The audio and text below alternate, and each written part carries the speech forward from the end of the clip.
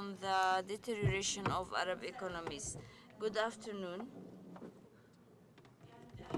I will try in my intervention to convey the Palestinian situation onto the broader Arab region, because the Palestinian economic experience is in a way very similar to what took place in the other Arab countries, with this uniqueness of the political situation that juxtaposed a different acts on this Palestinian experience. However, there remains similarities between the Palestinian and Arab experiences. My purpose is to shed light on this economic experience of the Arab region over the past 3 decades, especially within the context of the Arab revolutions that have been taking place over the past 2 years, because the economic factor is an important component that triggered these revolutions at different levels. In form, at least, the Tunisian revolution stemmed from solidarity with the protests organized by Mohamed Bouazizi by burning himself to protest against unemployment. So the beginning of these revolutions was triggered by economic reasons, but the reasons are much more complex than the mere economic dimension. The form or the economic model applied in the states of the Arab region over the past 3 decades is economically labeled as the new liberalism model. And this model has certain concepts and bases which are different from other models, which I will attempt to explain as bases and principles by comparing them to other regions in the world which have adopted different economic models in which they went into a different political and economic direction in comparison to the direction that the Arab region went to. The level of commitment of different Arab countries of the new liberalism model is different. The Saudi commitment is different from the Moroccan development or the Palestinians' commitment or Egyptian commitment. However, the Palestinian experience is considered as being one of the most committed to the new liberalist model in comparison to the other countries in the region. So what are these bases or foundations of the new liberalism? What is this model about? It is being repeatedly talked about economically, ideologically. At the Arab level, it led to a serious outcome on the region as a whole. In the early 70s, this model was conceived in the Western countries based on the deterioration of their economies because of the rise in the prices of oil and public debt in these states, with high rates of inflation.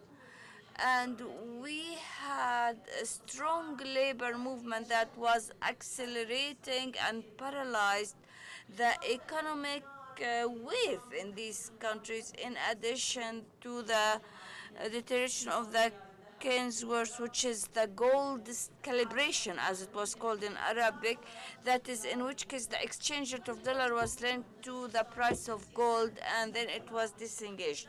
All of this is linked to the economic deterioration that took place in the early 70s. Accordingly, there was a conflict in the different economic ideological thoughts. The classic doctrine became victorious and produced the so-called new liberalism.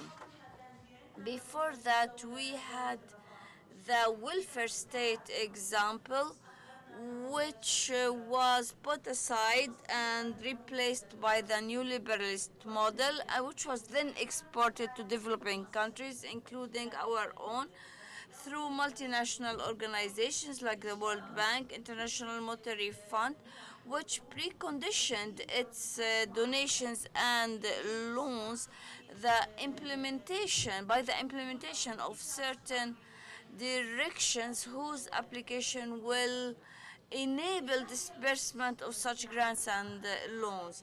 What are the demises of new liberalism that constituted the economies of the Arab region since the early 80s? The most important base is liberation or opening of markets, the financial market, the interest rates, the banking interest rate, the exchange rate of currencies, opening for free trade, importation and exportation, credit liberties, and easy access to loans and credits. Opening the markets of different countries for external investment or foreign investment without limits, without barriers. Securing individual property fully and protect and defend such individual property, privatization of most of the productive and service providing sectors to citizens. So these are the core demise of the new liberalism, which is based on core hypothesis. First of which is that free markets are the main trigger of the economies and the best lever of this economy. Free markets have the ability to solve economic and social and political problems. We opened up our markets, we liberated them from all barriers, and out of nowhere, overnight, all of our social, economic, and political problems will be solved. This is the first hypothesis. The second hypothesis is that the individual is the core entity. It is no longer the institution or the economic structure, but the individual becomes the most important component of the economic edifice of this prevailing economy. Therefore, the role of the government should be reduced to either controlling the free economic regimes or sanctioning those who violate this freedom of the economy, and the role of the state should remain as such. The other hypothesis presumes that such societies are economically, politically, and socially free to make their own decisions. If we take these bases and hypotheses of the model and apply them to the Arab region, especially the third hypothesis about the economic and social independence of the region from the rest of the world.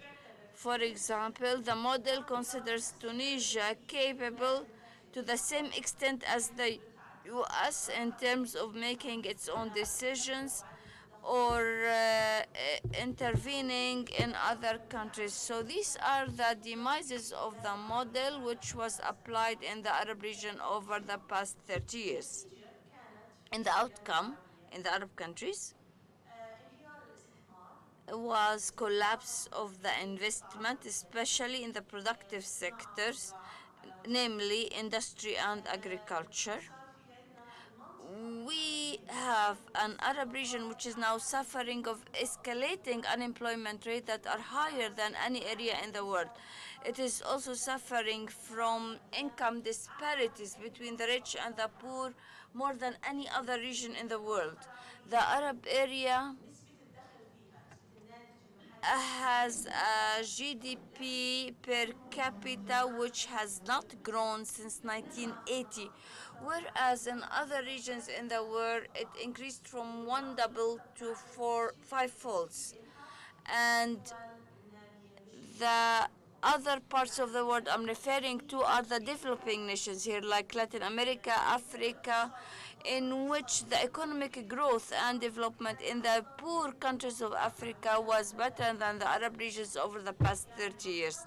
So our region now is one of the weakest economic regions. The Palestinian economy is surrounded or circled in a certain way by a number of states which suffer from a similar number of syndromes or problems.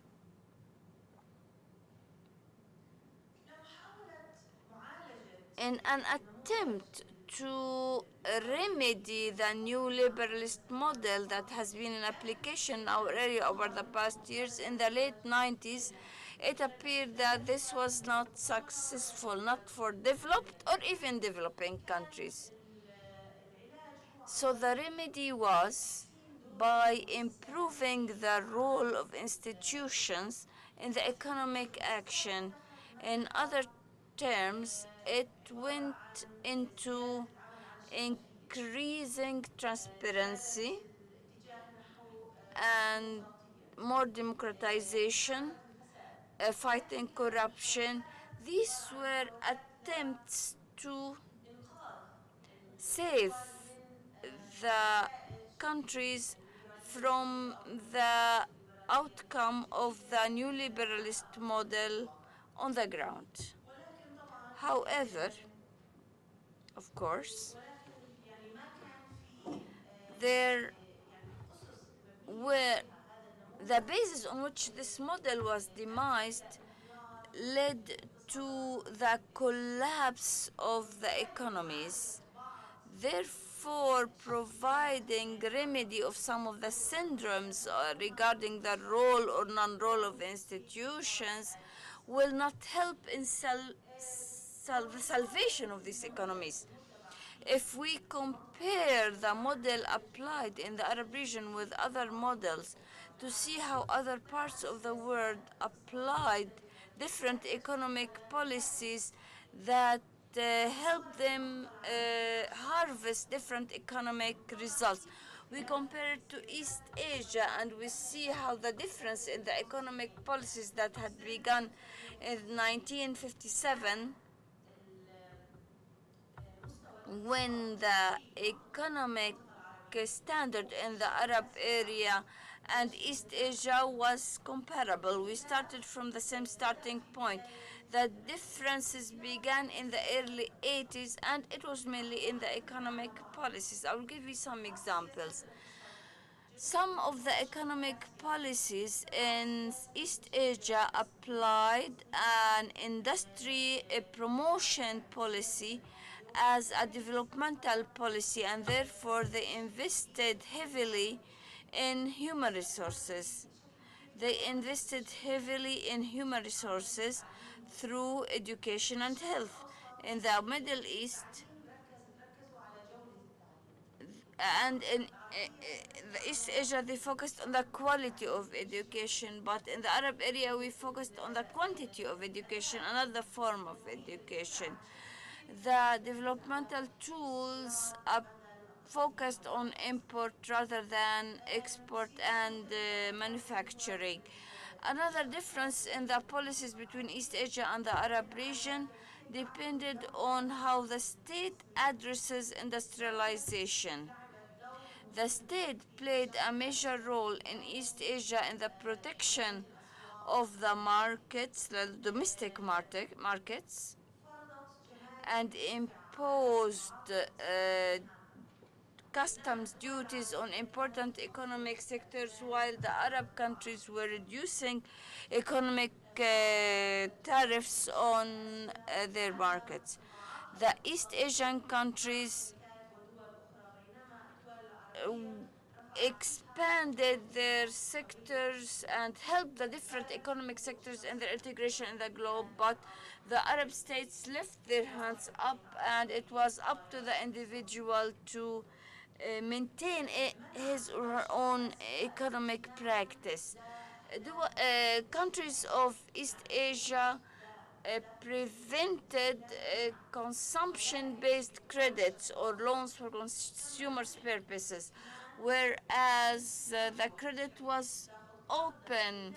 You want consumer consumption loan, you were free to take it. So most of the credit in the Arab area is for consumption purposes. Regarding export, the export policy focused on industrialization and high-tech, high-quality industrialization, whereas export in the Arab area relied mainly on primary resources like oil or stone in the Palestinian context, which constitutes a large part of our export. Steel in Jordan, in Morocco, all of these did not come by coincidence because the Arab economies are subjected to an economic model which encourages the development of certain aspects without providing protection to the financial markets or the trade markets, in which case the Arab region became vulnerable to the importation of global economic shakes or bubbles. When there is an economic financial crisis in the world, the Arab regions is impacted because of its open markets. And this opening of the markets leaves the Arab region vulnerable to all of the shocks. Thus, opening without the state playing a role in regulating the developmental process led to a collapse of the Arab economies to a very high degree in comparison to the economic success in other countries. Therefore, it is important to revisit the conceptual and practical basis on which the economic policies are established and to learn from other global models. India and Brazil, which are now considered as escalating markets, are economies in which there is a model of developmental state and there is deviation of neoliberalism, which has proven to be a failure over the past 3 decades and continuing to give a plastic surgery to this failure will not allow the Arab region to benefit from the experiences of other countries or from their ability to develop themselves. We heard repetitively, especially in Egypt, that part of the protestation against Morsi government was the pursuing of previous economic policies which have not led to any form of uplifting the economy at the Palestinian level. We need to learn from the experience of Palestinian failure and Arab failure and move away from this model and benefit from other already tested and successful models without being subjected to the directions of the multinational organizations. The World Bank state and IMF stated one of the anecdotes that the level of commitment of the Arab region to the World Bank and IMF instructions and the direct relation between this commitment and deterioration of the economy. We are the most highly committed to the directions of the Arab Bank, the World Bank, and the IMF, but we are the worst economic players. This is a recognition by the World Bank and IMF of the failing situation and which showed us that it is necessary to move away from this model at the Palestinian and other levels. Thank you. Thank you very much, Dr. Samia, and this will certainly help us with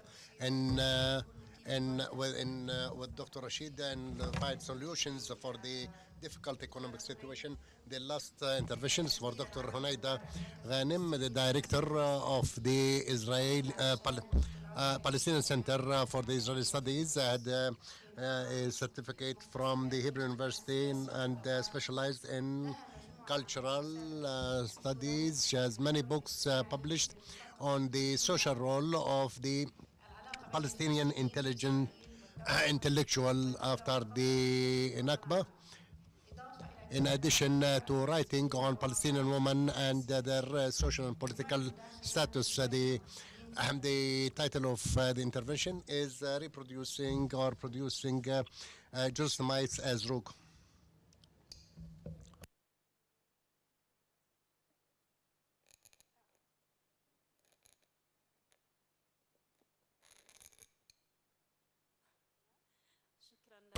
Thank you for those who are still staying here despite lunch and feeling sleepy after having lunch. Of course, certainly it is. I can't absorb the fact that now you will have to listen to me after listening to two economic papers in social science. Maybe not we, but some of us feel jealous from jealous at the economies. And talking on whether there is hope, solutions, or recommendations for us.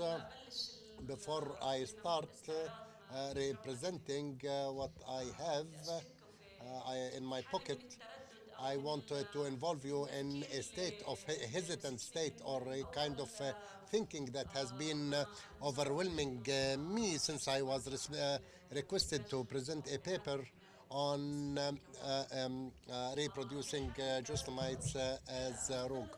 This is a state of hesitancy as a result of the situation that we live in the region and being on the edge of the precipice. I felt at a time when Jerusalem is suffering of efforts to annihilate it and regarding all its Palestinian nature, original nature. We feel that writing on this topic is just writing poetry at the battle arena, as if we are looking at what is taking place and writing, and our public is either the dead or the people who are fighting. So there is a need for poetry, but poetry is a kind of luxury. The social science, in this sense, in writing and diagnosing what is happening in Jerusalem in our language, regarding concepts, theory, is a kind of luxury without saying that this luxury is a sin, without saying that this luxury is a sin. It is very important that this is not. This is my. It's not that this is not my aim. The serious. The seriousness that is existing not just in Jerusalem but in the homeland as a whole and on our and the human being as in this homeland means that writing on this is goes beyond writing the words and it includes overlapping between emotions and many other things. So going back to producing Jerusalemites as rogue people, I'm going to present to talk about reproducing the original people in the country within the context of the settlement and colonization project. This process aims at reformulating this space demographically, culturally, and politically in a way that will serve the project. This of course, cannot be achieved without adopting a group of policies. The most important of which is following a duplicate. Policy that gathers between destruction and annihilation and on the one side and obliterating doesn't mean that and corporal genocide as happened against the Jews, but also changing the features of the place and reformulating it in a way that will can abrogate its original nature. This process can go by melting the original people through integrating processes into and replacing them with the colonizers. This means that the settlement colonization is a duplicating nature that includes obliterating and alteration and replacement. In the Palestinian history, this process was arranged between full genocide and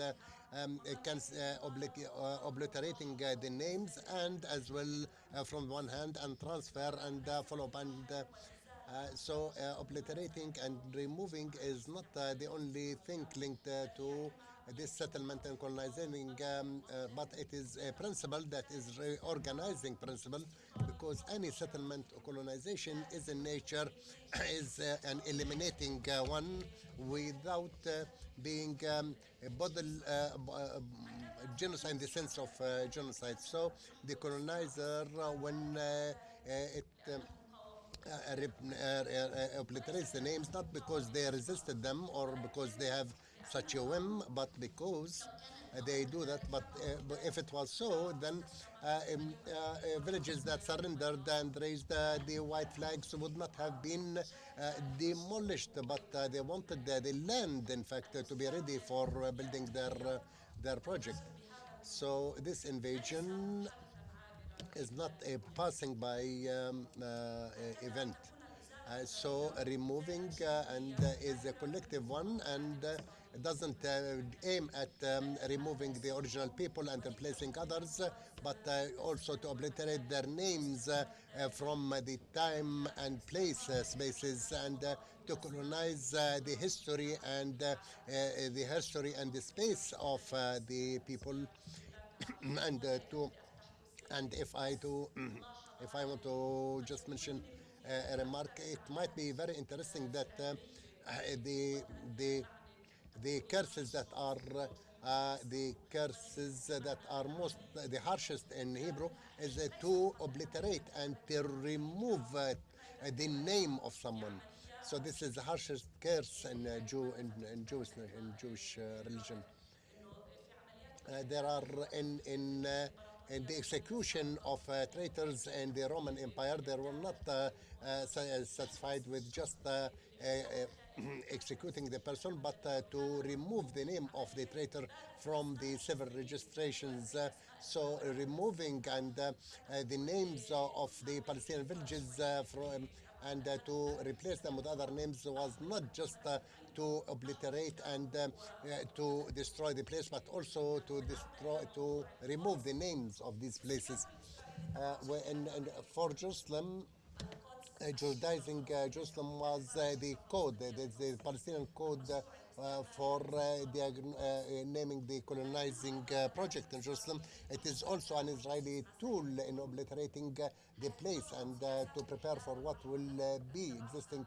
So the policy of replacement and were in four efforts. These entangled efforts, a demographic one, through the plans that started in 1967 and have not come to an end yet, that aim at changing the whole demographic structure of the place. And there is a saying by Bongorong after 1967 that the aim is bringing the Jews, even if they will be hosted in barracks. So this. So this is obliteration of names that is known symbolically in the social science, and in order to consider the occupied space, no, nope. So it's a vacuum. So and they wanted to consider the land as as barren, and because not that doesn't mean that because there are no people. We always said that a land without people for people without land. They knew that there were Palestinians here, but the whole system of thinking they understand that there are human beings existing here, but they consider them as in a lower level than being able to act politically. You are human beings, but your capacity to be political tools is doubtful. And therefore, with a small remark, after 1967, there was a poem written that was very common that said that a Jerusalem of gold, that the market of the city is free. We came back to the dried well. That's a Jewish poem. Of course, the market of the city was full, but when the writer was asked, how do you say the market of the city was free and we are here? And she said, those people who are there don't represent anything for us. The only thing that is to be counted and to be taken into consideration is the Jewish presence. So the obliteration is a symbolic obliteration, not in the direct sense of the term. And also there is another pivot, which is the legal pivot. And the legal pivot, I want to focus a little bit, legalizing the presence of the Jerusalemites as a temporary things, and as permanent residents compared with the permanent citizens for the Jews. So, so they are always distinguished against, uh, uh, and they are removed, and the Jews are considered as the model thing. The other one is the corporal pivot, considering the Palestinian body in Jerusalem as the source of dangers and confusion, and also and the Jewish model that is wanted. And for this, the existence of these Palestinians will put into stake the presence of the others, and therefore they can only be dealt with through confrontation and removing them from the space, or trying to control them, because the aim at the end of the day is to protect the public safety of the group, of the Jewish group. I wanted to focus on the two main factors. If you are more interested on the other in the other pivots, then as I said, you can go back to number 48 of Qadaya, the magazine Qadaya 48. The Knesset recognized after the occupation of the West Bank and the application of the the Israeli law in Jerusalem, Decree 11B, that was added to the legislations of 1948. And 28th of June in 1967, the Israeli government decided that East Jerusalem is part and parcel of the land of Israel, in which the state law and the judicial and administrative system are applied. This was interpreted was interpreted to the international. They said that this is a technical measure in order to provide services and to run affairs in the Holy Land and to provide services to the people, and it doesn't mean necessarily an official annexation of these areas to Israel. This is what they said to the international arena, and even the government did not decide that what is aimed of this step is annexing the area to Israel. But there's Abu Saleh case that's at the beginning of the 80s against the annexation of the Golan Heights. Israel said, the higher court said, applying a certain Israeli standard on a certain unknown area out of the state doesn't change this area into part of Israel. But at the same time, on the 30th of July 1980, there was a law enacted in the Knesset called considering Jerusalem as the capital of Israel, considered the whole United Jerusalem as the center and the seat for the higher court and the government departments. And in 2001, three items were added that aimed at blocking the way before any results of the negotiations that may lead to ceding parts of Jerusalem. And it stated that the borders of Jerusalem are the borders which were recognized in 1967. So we came back to this. It was the basic thing. You all know, or at least a good part of you would that the borders of Jerusalem that was annexed by Israel after 1967 is not similar at all to the borders of before the occupation.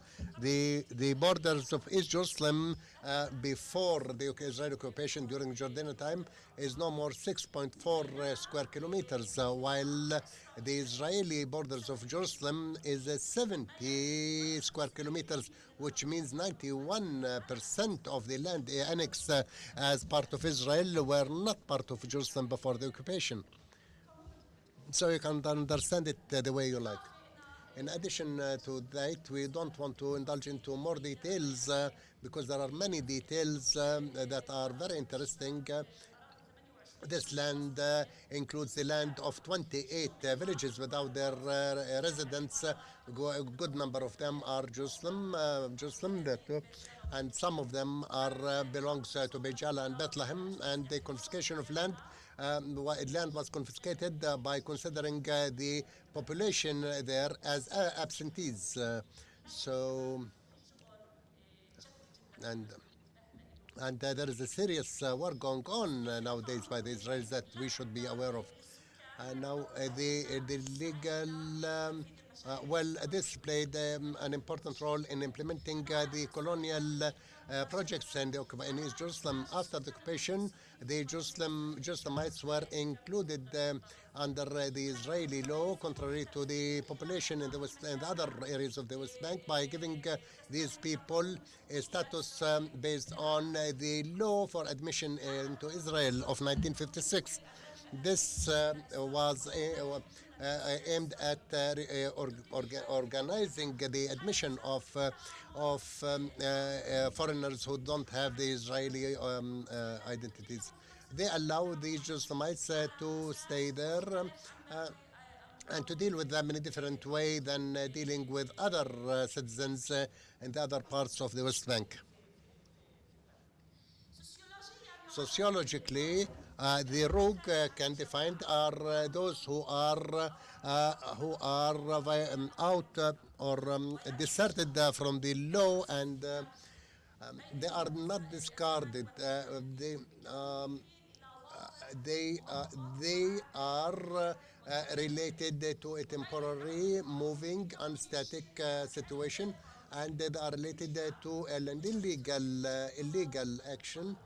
That's of course from the perspective of the dominating power.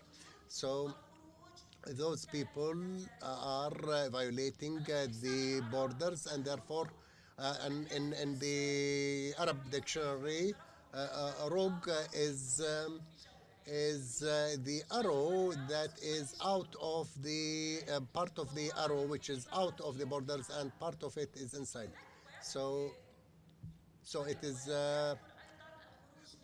and it aims at getting out of something, not from the main entrance. So this is the meaning of the word in Arabic and the dictionary in Arabic. The rogue, in this sense, that I consider much suitable for the people of Jerusalem, despite those people who, despite the fact that they are discarded and socially, and despite the borders between this such a person and the group, he still remains part of the social fabric of the group. If you look at the untouchable in India, they are still part of the structure of the social structure, despite the fact that they are in the periphery and they are out of it. But they are still controlled by the morals and others, and they are still part. They are not out of this group, and even if they are part of the undesired part, just like so. So this is similar to the state of Jews in Europe before. Even, even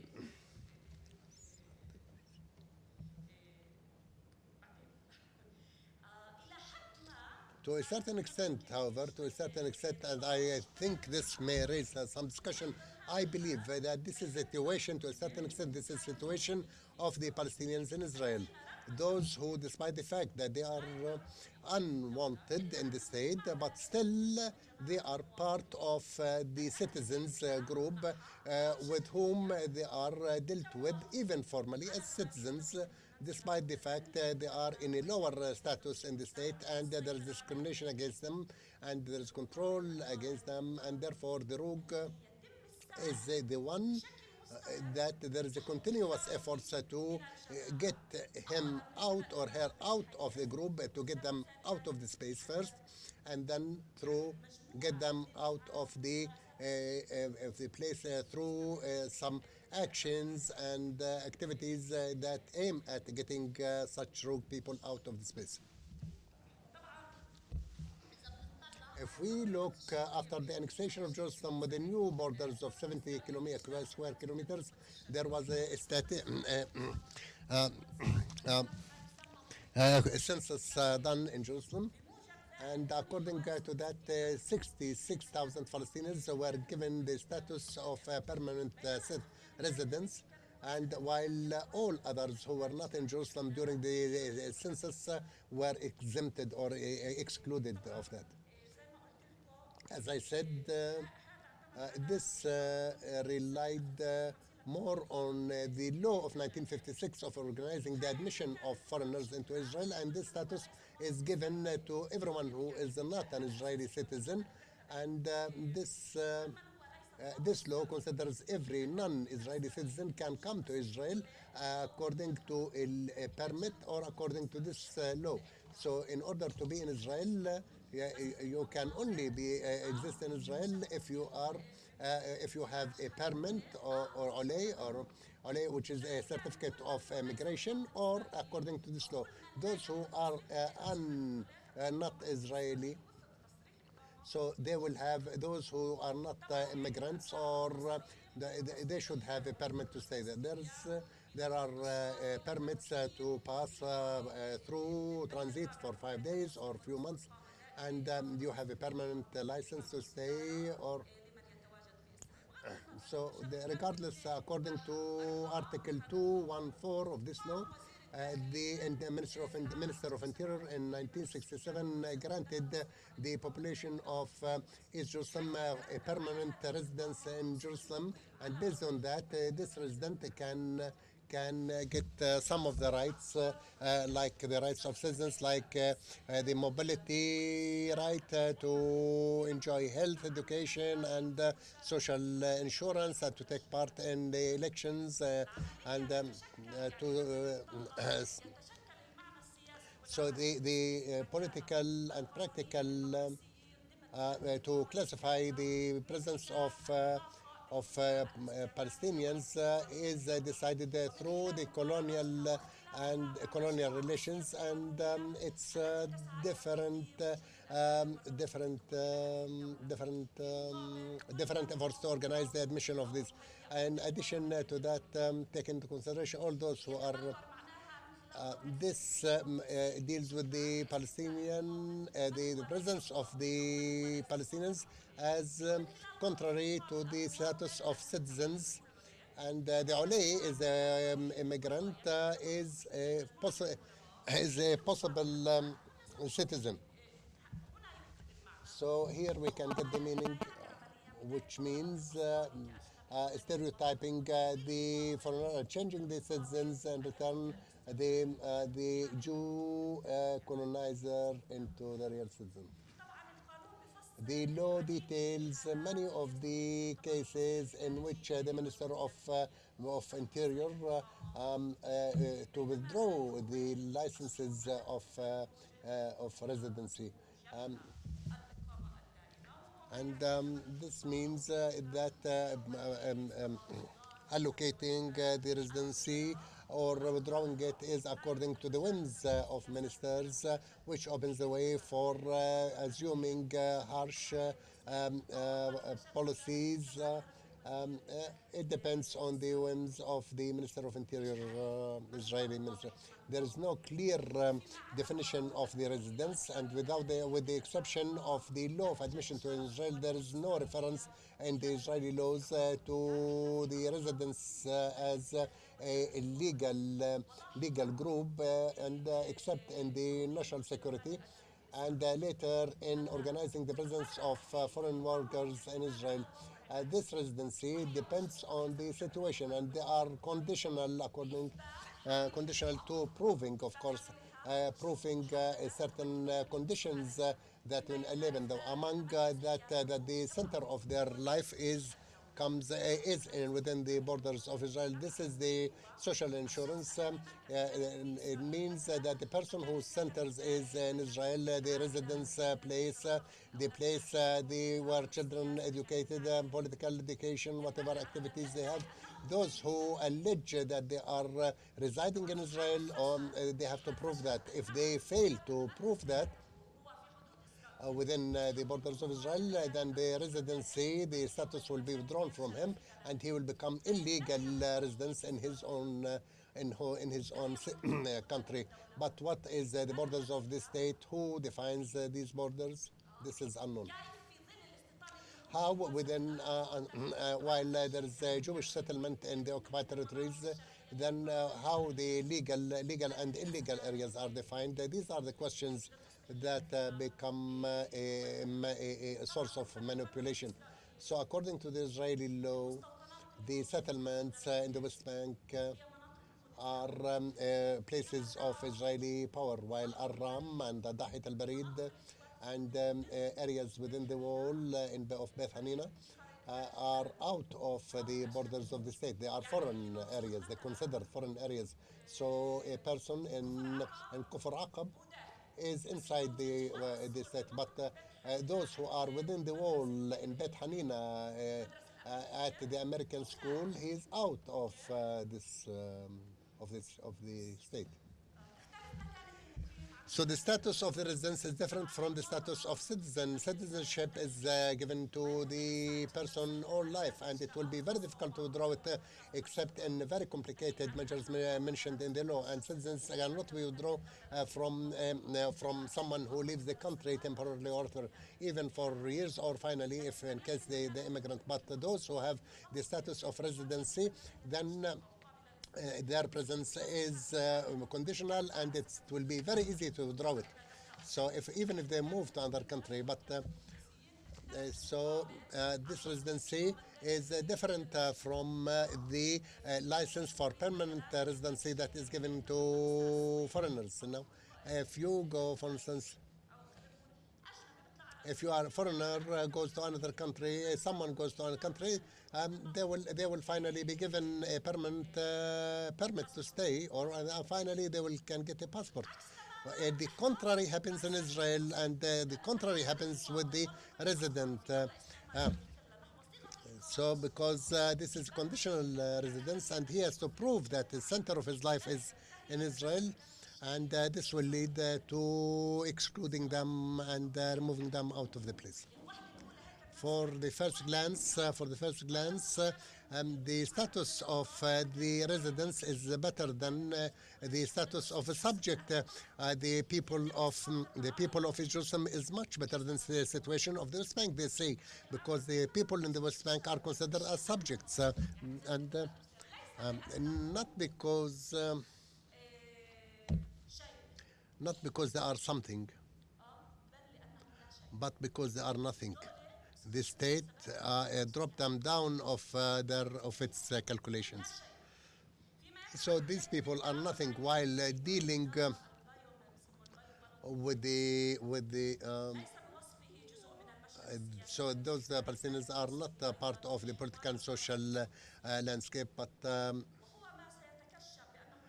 and it will prove that as because the situation, the status of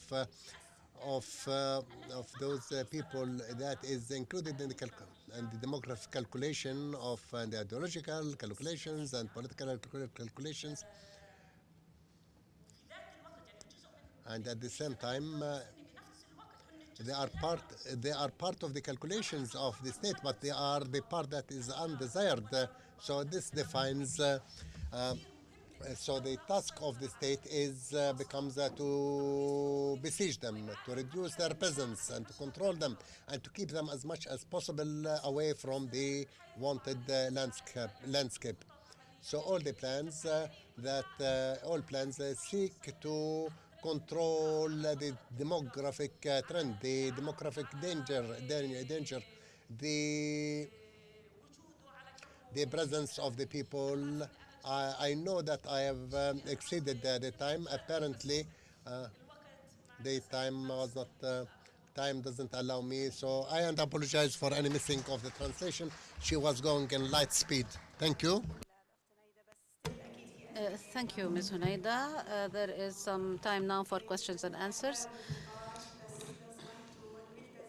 Kindly adhere to 2 minutes per person so that we give you we give the opportunity for more interaction. غادة.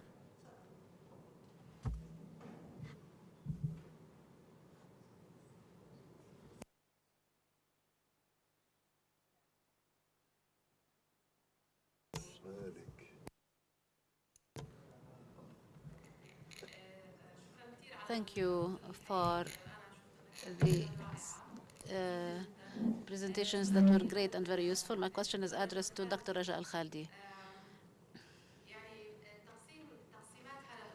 Your division of the Arab of the Palestinian economy was useful for me to understand the Palestinian economy or the non-system of Palestinian economy.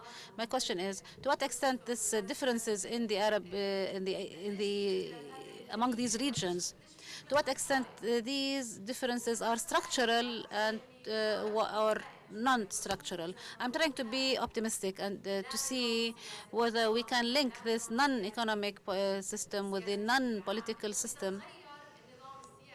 And can we say that if the political system or non-system change, then can these political or economic systems change? If the problems are structural, then things may be more difficult. And I would like to hear your opinion on that. Also, to what extent can we link this to political change? In the most optimistic or not so optimistic scenarios. The other question is addressed to Samuel Butme, and I thank you for this paper, which is very important because we want to know where are we going. Your paper comes at a critical period of time. However, in Palestine we say, if you try what has been tried, then you are a fool. The question is, why do we repeat the same experience at the Palestinian level and elsewhere? The idea of being under political domination, this is obvious. Maybe we can say it has been imposed on us, but are there any attempts to adopt neoliberal policies because they believe that they are useful also, although they have proven to be unuseful? The other question is purely economic. Can states adopt neoliberalism and can easily or not so easily to transform to another system such as the East Asian states?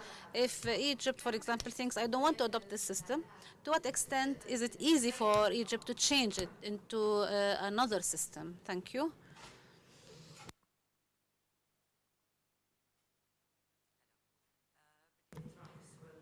I will give my question in English.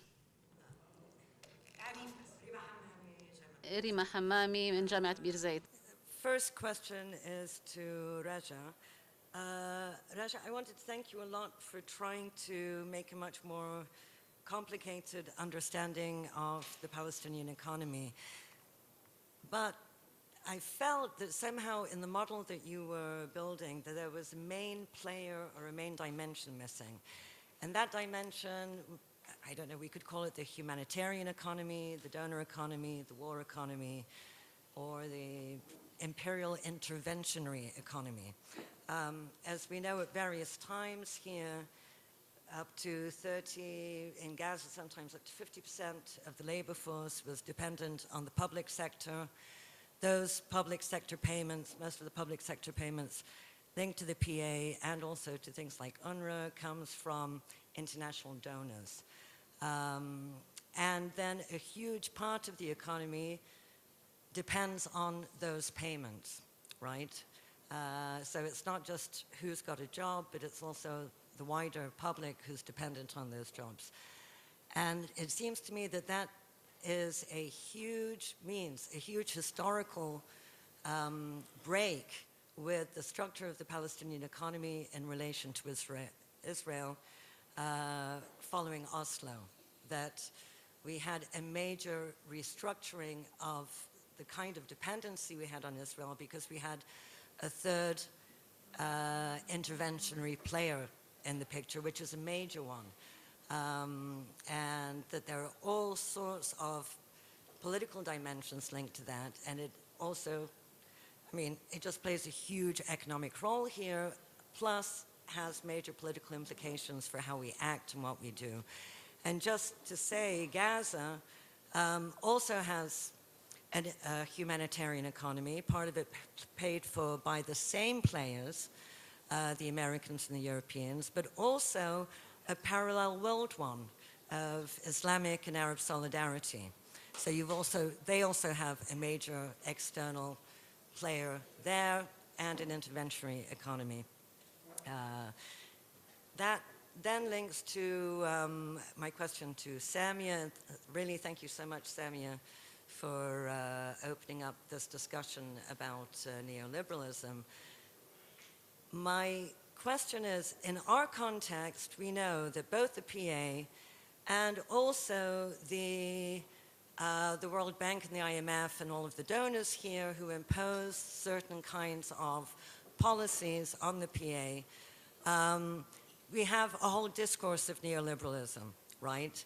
And the World Bank is always going on about our great transparency, and I think you said it so beautifully that we meet those criteria probably better than any country in the world. But isn't that a question of ideology as opposed to actual economic policy? Because I think as Raja's paper in Journal of Palestine Studies showed, it was neoliberalism here as economic policy for the PA is impossible. You know, that's probably one of the few favors the Israelis have done for us, right? So that, and that in fact, if we look at this whole neoliberal thing in the context of the PA and the imperial, how would we call it? Imperial umbrella framework who are, you know, holding on to the PA, that neoliberalism becomes much more about an ideology. Sorry, I'm almost done. So neoliberalism becomes much more about an ideology of legitimacy, right? Of belonging to the Western legitimate order because neoliberal economy is the correct way to be. Whereas in the real world, they can't really do it very much. Thank you.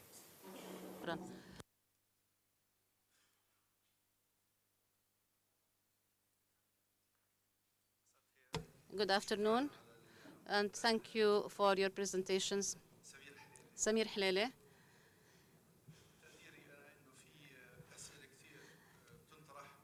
Many questions have arisen from the presentation. I'll start with the central point. Dr. Samia says the wider role for the state that guarantees better rights and better economy. My question, in the Palestinian model, which state, in light of what Raja said, if we have 7 economies, we have Hamas in Gaza, Israel, Jerusalem, and inside, and we have a PA in the West Bank that barely controls areas A and B.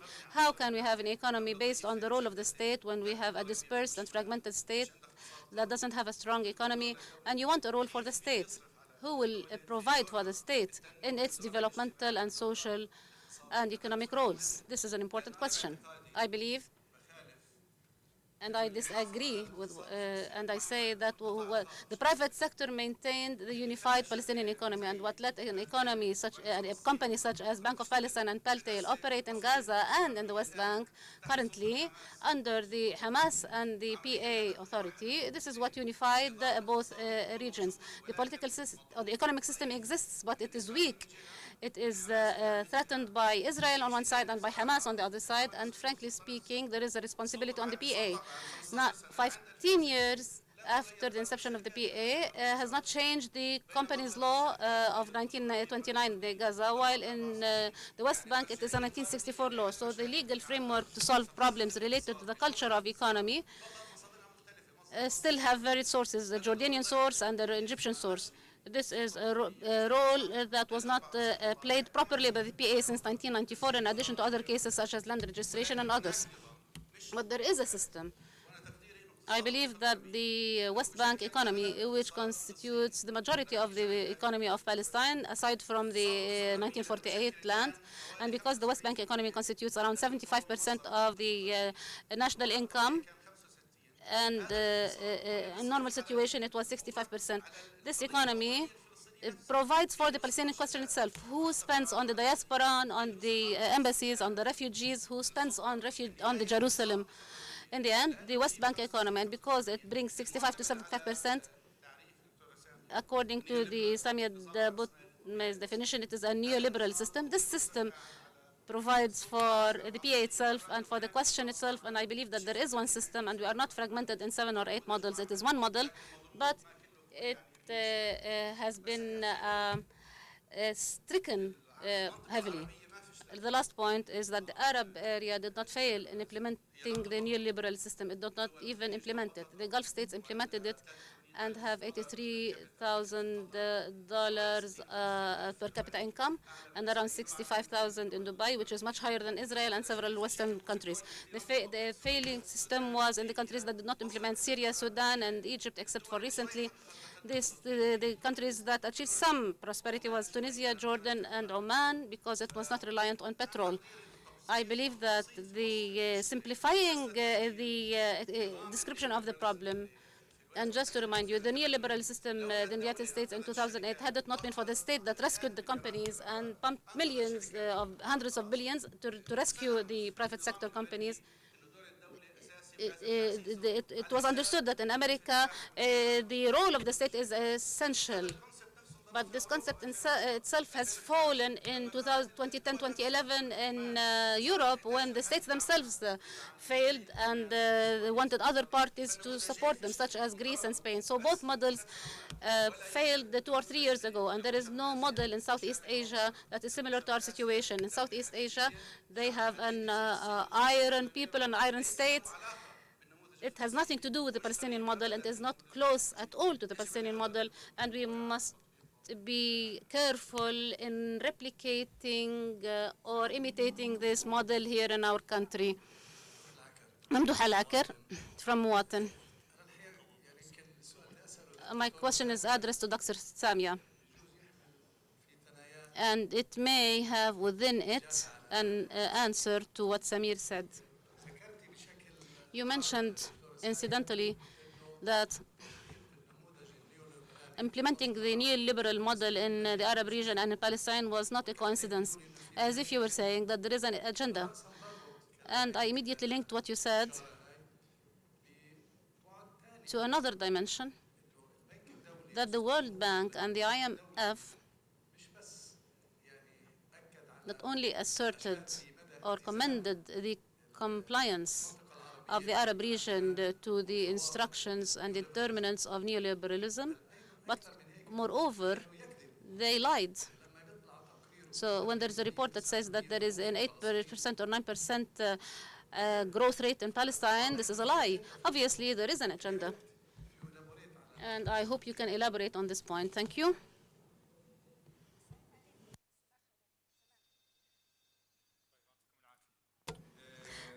Hello. Ms. Hunaida, I'm optimistic that the people of Jerusalem will explode because of the pressure. There were settlers who faced them 2 days ago, and but they couldn't. They did not allow them to enter to Al-Aqsa. Raja Khaldi says there is a Palestinian economy. There is no economy, but we are begging from Europe and from USA and the World Bank, who are destroying states, as well as the IMF, who are Zionists. And they give instructions to increase the price of bread or to reduce other prices.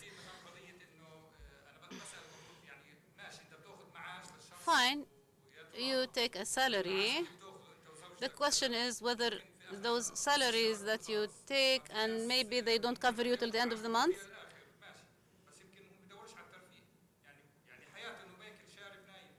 Barely cover you in your subsistence.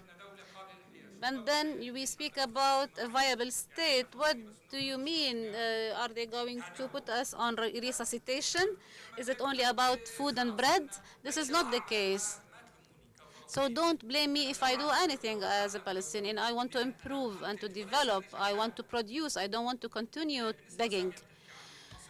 Uh, Samia, when she spoke about Egypt, I say that one of the reasons to revolt against Morsi is the price of the gas, which was increased, unlike under the rule of Mubarak. So maybe this is one of the reasons why they removed him. And also the land that was distributed during the Mubarak era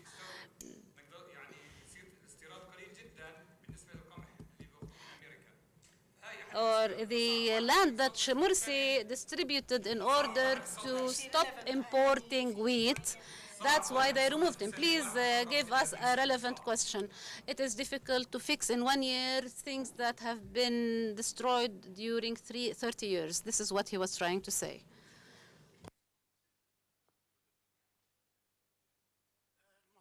Engineer Adel Abu Libde. I will speak briefly about two main points. The first is what Dr. Raif Zreik said about the part and the whole. In the Palestinian question, we lost our question when it became divided into West Bank, Gaza, diaspora, and Jerusalem.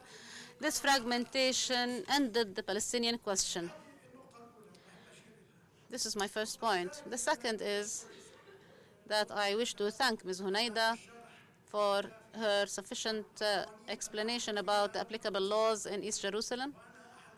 I am an East Jerusalem resident and I am fully aware of these laws.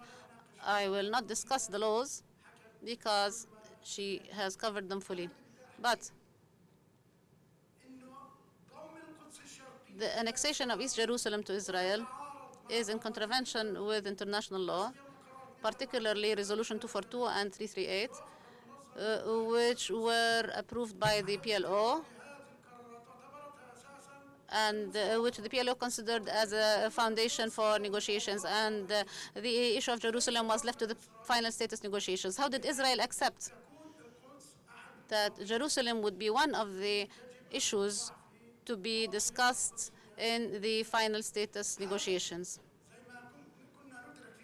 Is it, as we thought at the time, that Rabin had prepared the paper to give up East Jerusalem?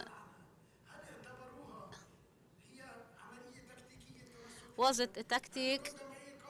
Golda Meir said that Jerusalem is a dumpster and we would give up East Jerusalem, but we don't give up Haifa. This is what Golda Meir had said.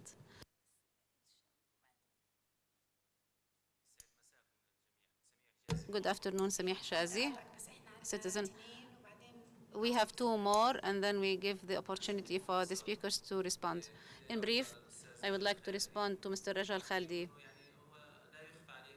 You know that the Palestinian economy is a dependent economy and a marginal or a peripheral economy and a deregulated or unorganized economy. This was the case and continues to be the case. And it has been aggravated by the Paris Protocol that stemmed from the Oslo Accords. And since the PA policy, as Dr. Samih said,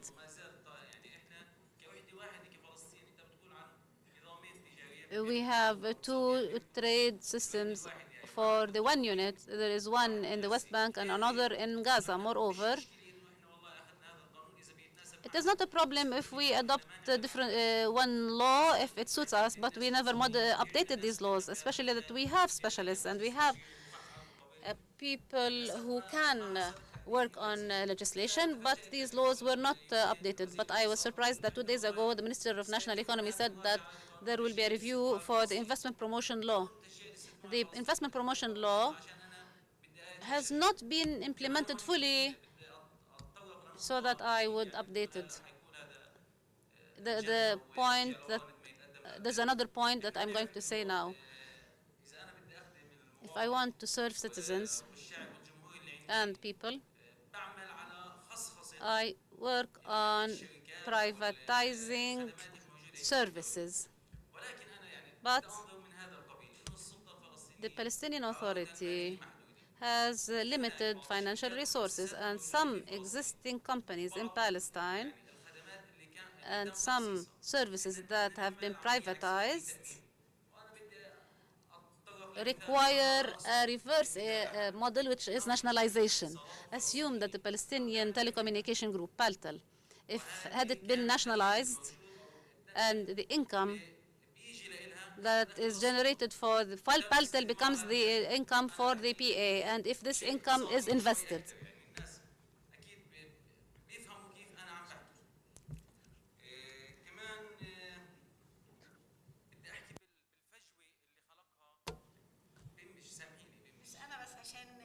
Please, I need 1 more minute, he says. The gap that was created by the PA policy, economic policy, following the Paris Protocol, so that the PA allowed the Palestinian farmers to abandon their lands, and it did not encourage them to adhere to their land, and they started to work as laborers inside Israel. I think that was a deliberate effort. And the last point is about industrial and agricultural investment. And this is addressed to Ms. Hunaida.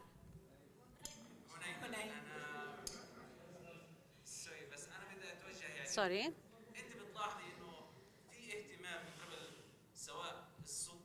Is there an attention by the Palestinian Authority and by the local community organizations?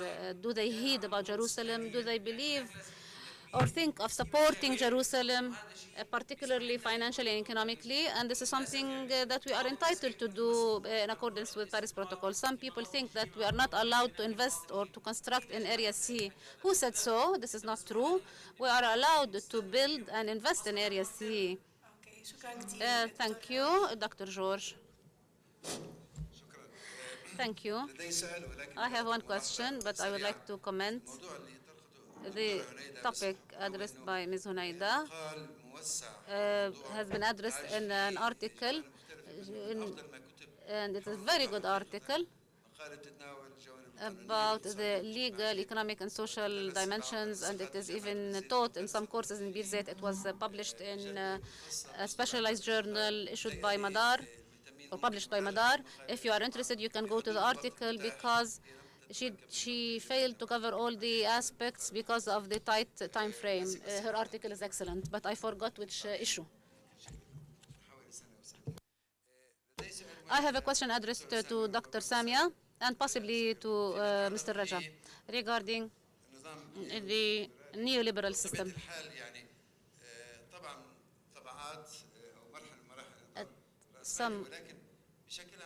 It's one of the versions of the capitalist system. However, it is not possible to say that the capitalist system was designed to achieve social justice.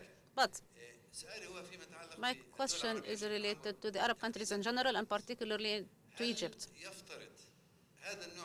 This system, the capitalist system, in its neoliberal version, does it assume a specific political system?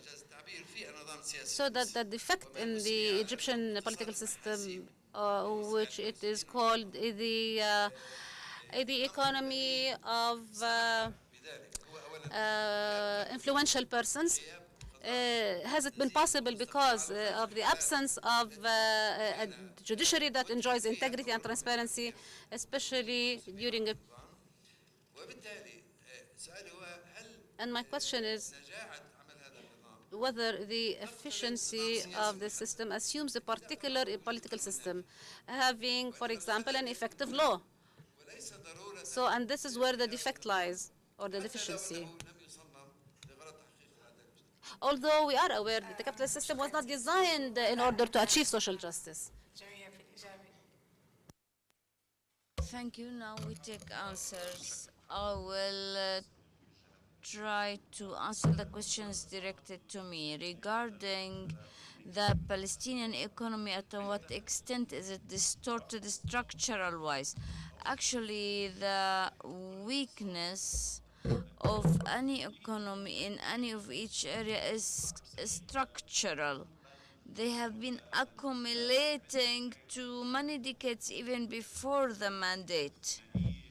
So these dualities, which began as dualities and now they became the periphery, as I called it started tens of years ago. And in every area, it has developed in a different direction that was tailored to the interests of the colonizing power. Therefore, the structural distortions in every area are not uh, temporary, they became a de facto. It is not true that there are no solutions there too. There could be solutions and methods to confront such systems, but they presume things that are still not available. But we, as investors and politicians, if we do not consider all of these areas as a whole and as different entities, so like as a unity or a party facing the core, and considering their particularities in the same time, we will not be able to put action in every area. So therefore, they are contingent that every stage has introduced new distortions that accumulated on the structural deformation which we have been witnessing in the every different area.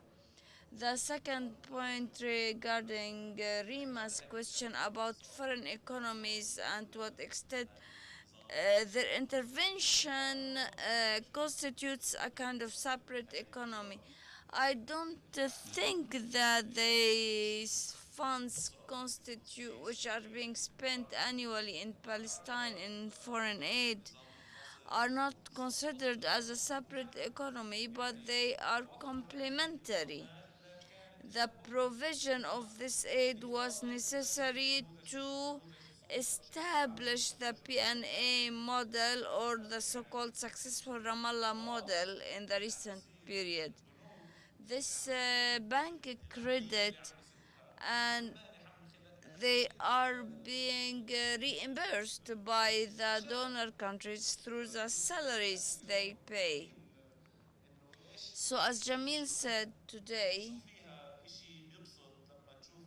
how can we be pleased when some of the participants here say that it is not a good phenomenon if people are owning their houses? No, it is good, but actually, are they the real owners or the bank is the owner? And what do they have by the end of the month in their pockets? So the external role is very important because it either marginalizes or introduces new elements of marginalization like dependency. Someone said we are a bigger economy, but we are dependent on other economies and other centers of activity more than we rely on our own centers of activity. Samir, how the state can it play a role? Yes, the state doesn't exist. I was the first to say. But this doesn't mean that there isn't a public policy. The Palestinian public policy existed in the 80s and it was dictated from Tunisia. There was a Palestinian public policy, there was a joint committee, there were popular movements, NGOs, cooperatives, lending, and so on. It was not probably not quite professional, not quite influential. It was a remote policy, but there was a policy. Even under very liberated economy, there are public goods that must be protected. So, to what extent are we going to consider the Palestinian economy as a public good or as open? In other terms, you are not forced to act through the official tools of the state, but you need economic decisions that produce beneficial solutions to the public in the same extent they make private wills. I believe Padico believes in this. Someone spoke of insurance, and Padico or Paltel, had they been nationalized today, can I trust the government more than I trust a board of directors? So, not necessarily. So, the political regime is very important so that these ideas can be implemented. We need a holistic vision. It is not any political power that can conceive it. As Raif today said, what who are in, they know they are included in the Palestinian political map and they are planning for themselves. Personally, I do not say that we are forced to come to the stage. Yes, people living inside Israel, there are rules by the Knesset, there are local councils, there are daily problems, but this doesn't mean they are isolated from the same financial crisis that the PNA is suffering from. And the means to solve this crisis can be responsive. People in the 1948 borders can help you face the economic problems in the West Bank. So there is room for the state to play a role in the parameter of thinking that there is a will to play a bigger role. But there was never been a will since Oslo advent, with the signature of the Protocol of Paris and Oslo.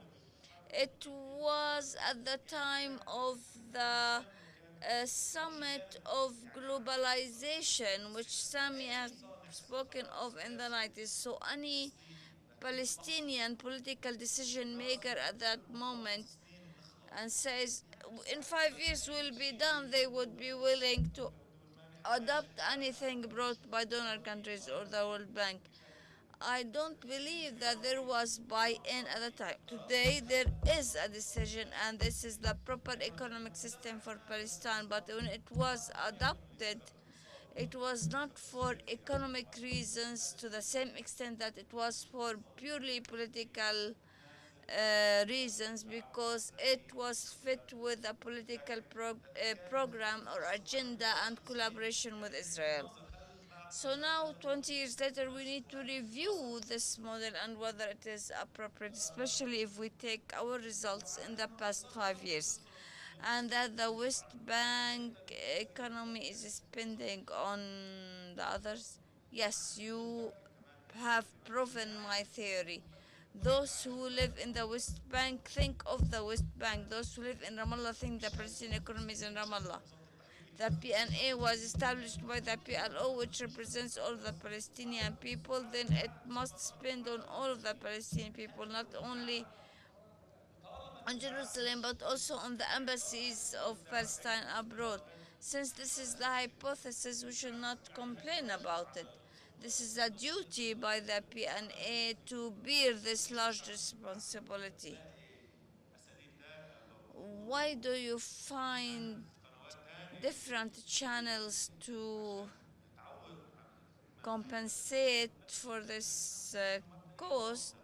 I don't think this is wrong. The last point about neoliberalism in the area, I don't know who said that it was not applied. Yes, it was applied.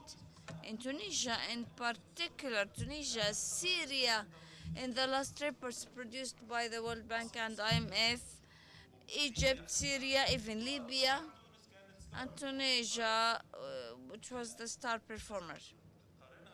If you want to compare to the attempts of applying this model onto Africa or Latin America, there were more advancement or progress in the implementation of the program because of many reasons. I leave it to Samia to complete this point.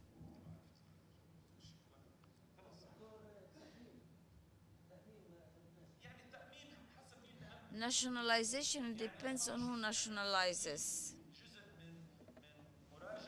It is part of a holistic revisiting of the policies, to say that we revoked many things, many economic policies, or we did not adopt them, because when we came in the 90s to formulate our policies, the only policies proposed to us were the labor policies. There was replacement of exports, importation, agriculture, and so on. They were considered as obsolete or left aside, and therefore we did not attempt them.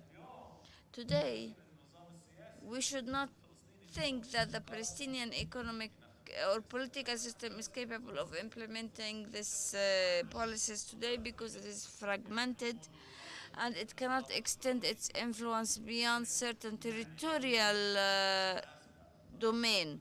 So these policies are not appropriate at this moment. Let's hear Samia now. To complement. To continue what Raja, well, the mic should be regarding the new liberalism in Palestine. It was adopted in a certain period of time, being an ideology, and there was some agreement, some kind of agreement between the ideology and political, and to cooperate with Israel. And this model that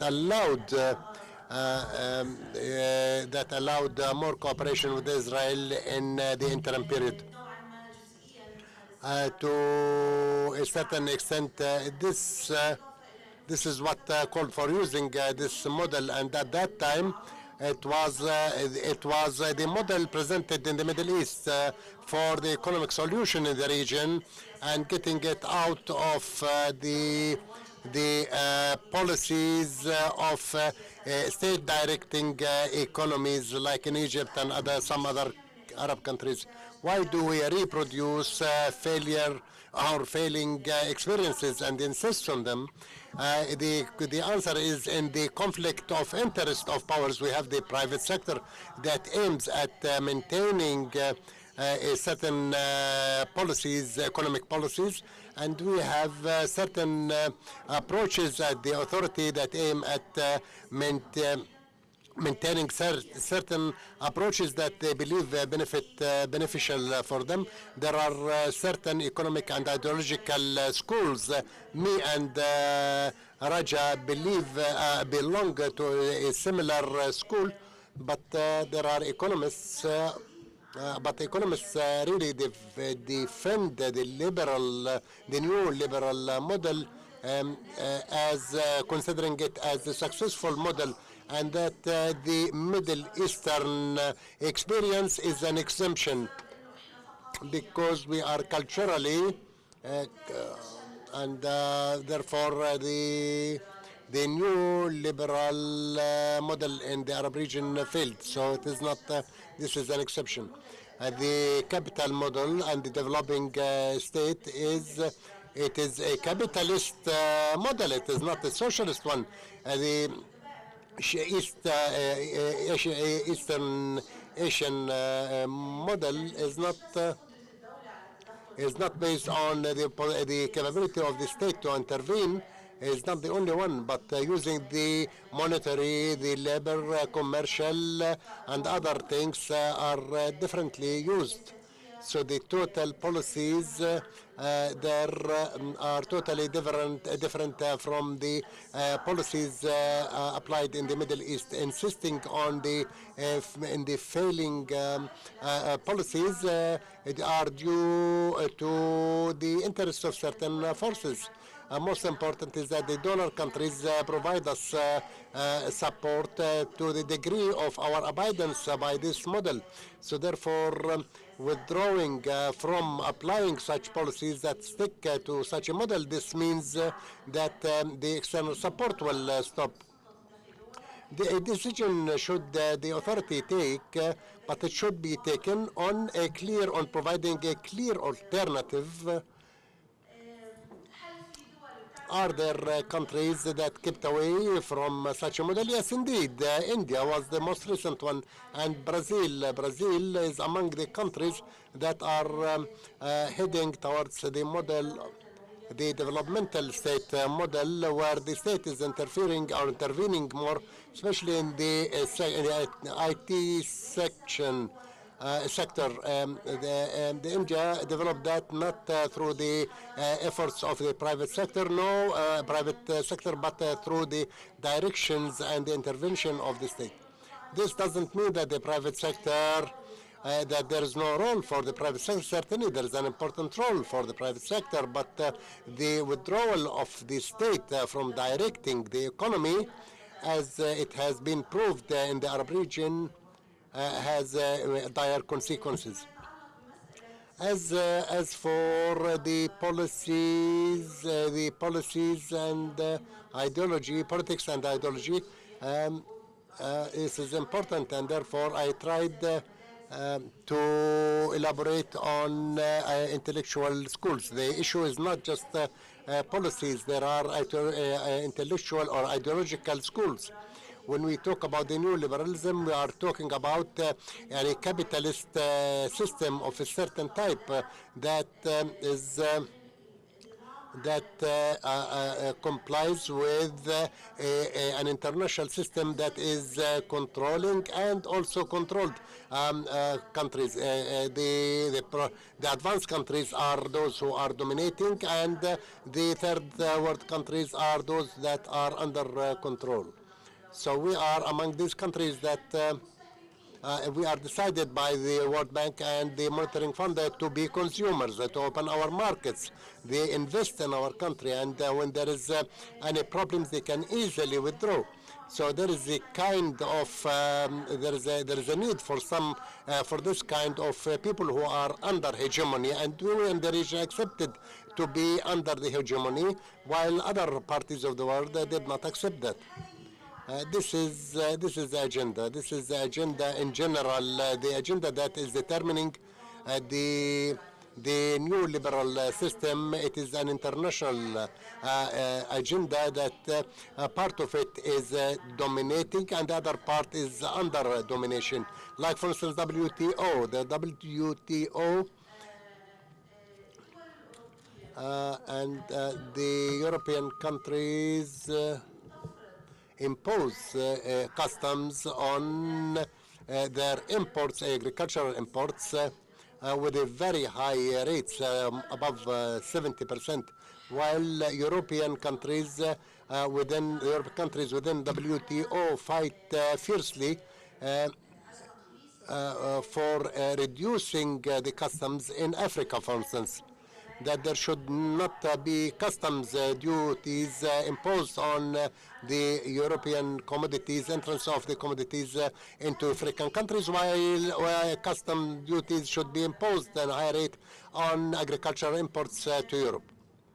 So the last thing that deals with the question of Dr. George on the political system and its economic linkages. The Korean the political system is very dictatorial, maybe more than the Egyptian regime. When we had a collapse in 2007, 2008 in the Western countries had systems, very good systems, and they have institutions, and citizens were abiding to but the system collapsed, not because of the lack of the power of the state, but because the system was based on the exploitation of one group against the other, and therefore the capitalist system that led to a capitalist system to collapse, and it leads the capitalist system to collapse every now and then. It collapsed in Europe and America in 2007 and 2008, and the state intervened, and what Samir said indicates to the important role of the state. The state intervened to rescue the economy, and the only reason for the rescue, for not having collapse, is the interference of the state, and therefore the state the intervention of the state was reinforced. The question that was imposed to us, I think they can answer it better than me. Are there sufficient projects and efforts in Jerusalem? I don't know. I can't really answer. I can't produce a scientific answer, but I can look at the reality there and say that even if much was given, much was exerted, but the results are very modest. Thanks for the interventions and the enjoyable discussion. We benefited very much, certainly. 15 minutes break and we come back. Thank you.